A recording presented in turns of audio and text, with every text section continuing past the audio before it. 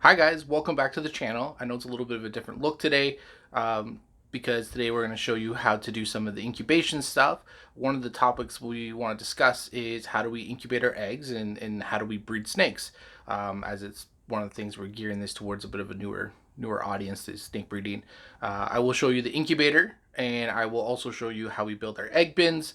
And then we don't have any eggs yet, but then we'll show you how we place them and all that fun stuff. So let's get right into it. Okay. So this video we're talking about how to incubate your eggs.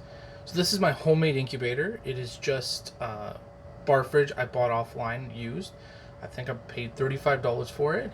I cut the motor out of it and make sure you take care of the freon that's released into the ozone because you're not supposed to, be environmentally friendly.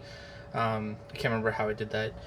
And then what we did is we took everything out, all the shelving, cleaned it up. It needs a bit of a wipe down inside, but nothing big. This holds 6 containers about this size, just what they are. I use vermiculite and Pedialyte. You'll see later in this video showing you how I mix everything for your incubation. This blue one is actually just a heat sink. I do fill it full of water and did have eggs in there at one point, but I left all the substrate in there just for more space. What I use is there's heat tape in the back. It runs all the way down.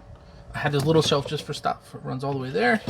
A lot of people use bottles of water as a way to heat sink, and I might shove that in there this year. We'll see. And then up top we have a fan, industrial, and you want to make sure you have it set kind of like that, in the sense of there's space for air to. You want actual airflow, right?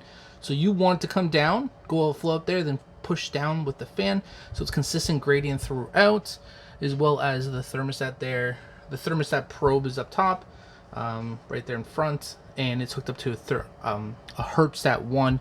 We prefer to use Herpstats, and that's part of one of the videos talking about infrastructure and what you do. And I just believe in using top products like thermostats because it can protect your eggs, which are everything to you, and as well as protect your animals and collection.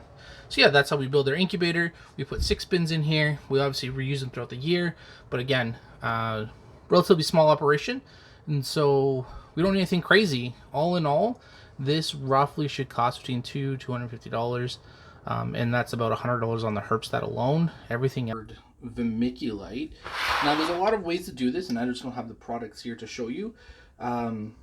You can use perlite mixed in with vermiculite, but we're going to go straight vermiculite for this one. Some people like to put light diffuser. Now you have easy hatch trays, which is a commercially made product. You can just put the eggs right into there. They have little grooves. Seems to be great for all the new breeders, so feel free to use that as well. I've seen people use water with just light diffuser or just the easy hatch trays. I've also seen people use coconut sponges. There's various ways to do it. I'm going to show you the way I like to do it, the way I was taught. And one of those things where if it ain't broke, don't fix it.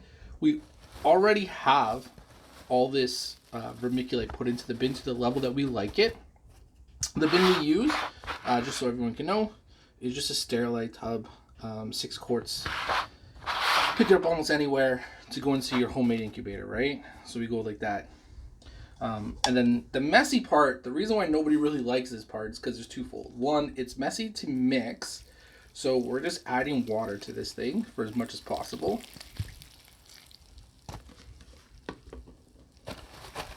And then what you want to do is you want to mix it up.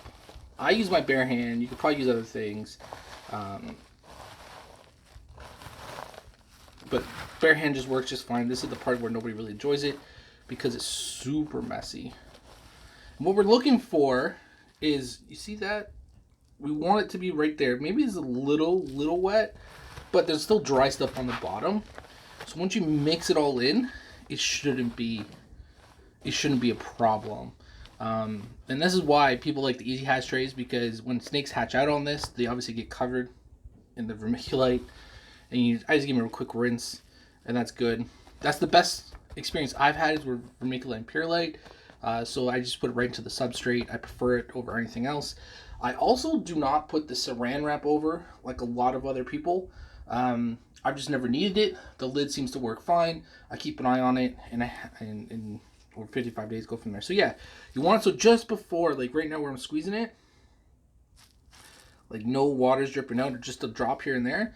That is like perfect vermiculite mix. So that was about 1 bottle of water, and I filled it from the tap, just as a measurement, and yeah, per bin, if that's the bin you use. And this will hold, easily 8 eggs. I believe I've got 9 eggs in these bins without issue. 10 eggs you might be a little pushing, but for egg bins, this is pretty good for most snakes. So yeah, thanks for watching this.